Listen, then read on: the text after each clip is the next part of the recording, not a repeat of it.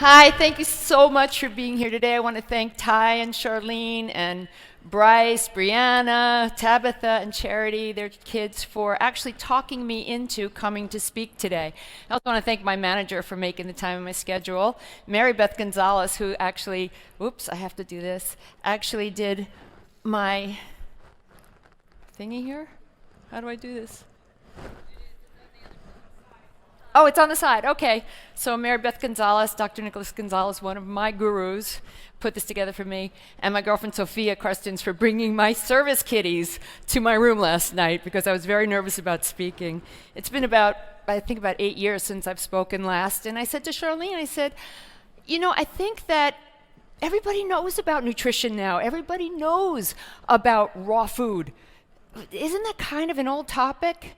And Charlene said to me, well, I don't think so. I think that in reality, people don't know anything about nutrition because they're confused.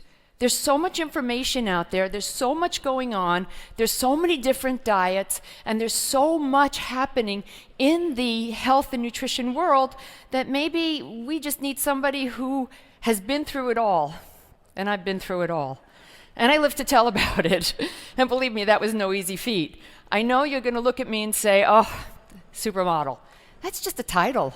Underneath this, I am a woman who struggled with health issues since she was a kid and who's now struggling with this thing to, move on.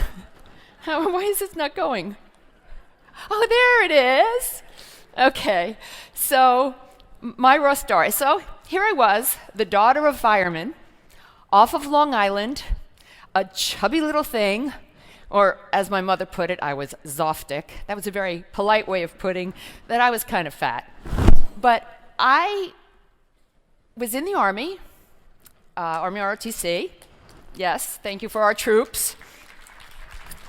And, my boyfriend broke up with me. And I had to get off Long Island. So I went into the city, was discovered by an agent, and started modeling, and knew nothing about health and nutrition. I was just this fat little teenager who needed to lose weight back in the late 70s, early 80s, but nobody really knew anything about nutrition. So what did I do? I stopped eating. That seemed the easiest way to lose the weight, and I did. I lost 50 pounds. 50 pounds. When I was on the cover of Sports Illustrated, this was one of the shots from Sports Illustrated, I was 115 pounds and 5'11". And I had done that simply by not eating. And that wasn't the easiest thing to do because I wasn't going out to dinner. When we broke for lunch, I didn't go to the lunch table. I had no social life. But I didn't know what to eat. I grew up on pizza. I grew up on Chinese food. I worked at a bakery, thank you very much. I put on about 20 pounds at one point. And I thought, that was the way life was supposed to be. Just stop eating. And then I fainted on set. And thank goodness, I'm not sure if it was Elle McPherson who was here last night or Kelly Emberg. Somebody picked me up off the set. And I just kept going my very merry way, thinking that if I don't eat, I will just stay skinny. The issue with that was that by the time I was 35, I was shooting in the Amazon rainforest, supermodels in the rainforest, and I didn't like what I looked like anymore. I had no energy. I was hiding behind rocks to be shot. It was Carol Alt and friends in the rainforest, and I was the only one they weren't photographing. I saw this 22-year-old girl who was jumping around and so much energy, and she just felt so good in her skin, and I was looking at her thinking, what happened? I started out like that at 22 or 23, and now at 35, I have no energy. I feel tired and bloated. I could see the changes. I could see the wrinkles coming, the gray hair, the inability to lose weight, all those things. I was taking Tums. Here we go. I was taking Tums to take care of my indigestion, and yes, I was starting my day off with a scotch and coffee, and sometimes a bran muffin, and sometimes a pizza bread, and by the way, it's all kind of the same thing because it's all sugar. So I was living on caffeine and sugar. I had hypoglycemia. I started getting really bad allergies again, and I thought, wow, I'm in a business of young, beautiful people who are coming up and usurping jobs from me. I really need to do something here to save my career. A friend of mine called me and said, you're the healthiest person I know, which almost like knocked me over. I rolled my eyes, but he couldn't see me because he was on the phone. And I'm like, really? I'm the healthiest person you know? If I'm the healthiest person this guy knows, we're really in trouble. I'm like, I'm having all of these issues, but okay, tell me what your story is. He said, I'm working with a doctor. My girlfriend had, they wanted to do a radical hysterectomy, radical lumpectomy on her because she was covered in cancer. And I just thought there has to be a better way than this. So I brought it to my friend who was a doctor. I was editing his video, and I thought, let's see what we could do. After 6 months, she got a negative diagnosis. But that was positive. I mean, she was clean. And I thought, yeah, whatever. Like, I don't want to listen to another person that comes through what we used to call a studio pipeline. It would be one guy who would get into all the models and all the photographers and rip them all off. And I thought, whatever. And I hung up the phone. And then this little voice, are we still there? This little voice inside me said, you know what? You're sitting here praying for something new and different to happen. You've tried every diet from the Beverly Hills diet. I mean, there's nothing worse than frozen blueberries when they're out of season.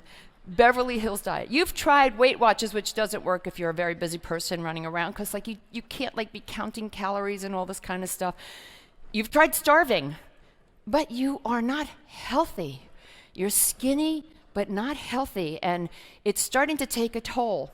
So I was like, all right, what have I got to lose? Picked up the phone, called this doctor, left a message. He called me back and he said, so tell me what it is you eat. I was like, what?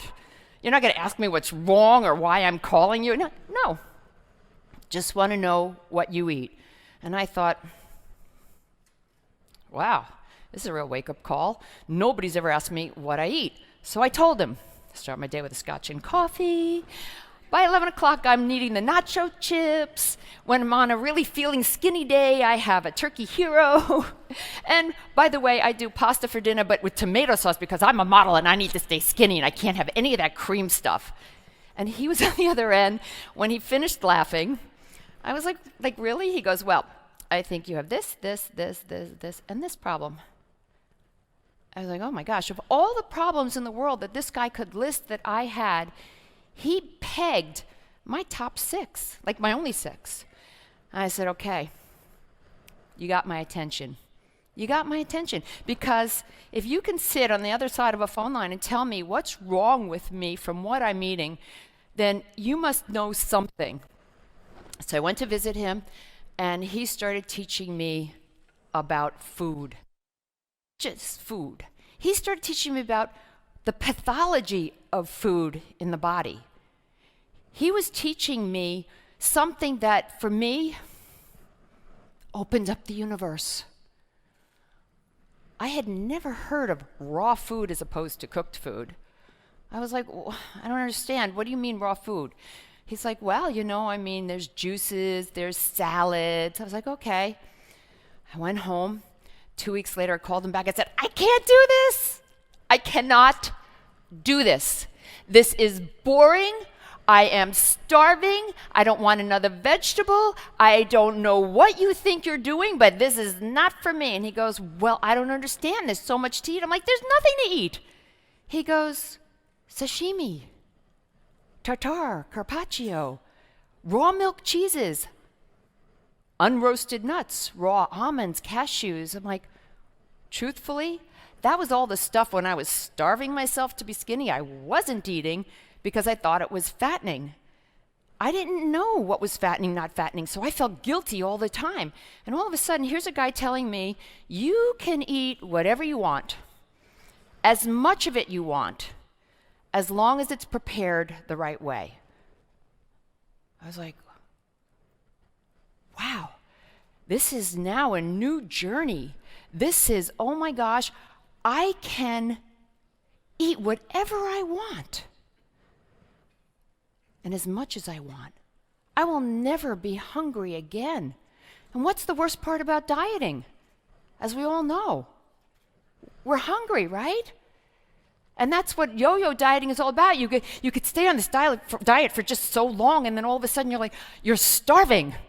And you eat, and then you're like, oh, I ate and I fell off this diet, and now I fell off, and now all right, so now I'm just gonna do what I gotta do, and we bloat back up again. And here was something that when people said, yeah, I was raw, and then I fell off. I'm like, what did you fall off of? There's nothing to fall off of. Either you ate raw, or you didn't eat raw. And then you eat raw again. No big deal. And then people started saying to me, well, what do you eat for lunch? Like carrots? I'm like, are you kidding me? I can so much stuff. And nowadays, there's places like Rawsome Treats that makes raw tiramisu. I can get raw pickles and raw olives and cold pressed olive oil. I mean, there's so much stuff out there that is raw that can help change your health. You can treat disease by using food as medicine.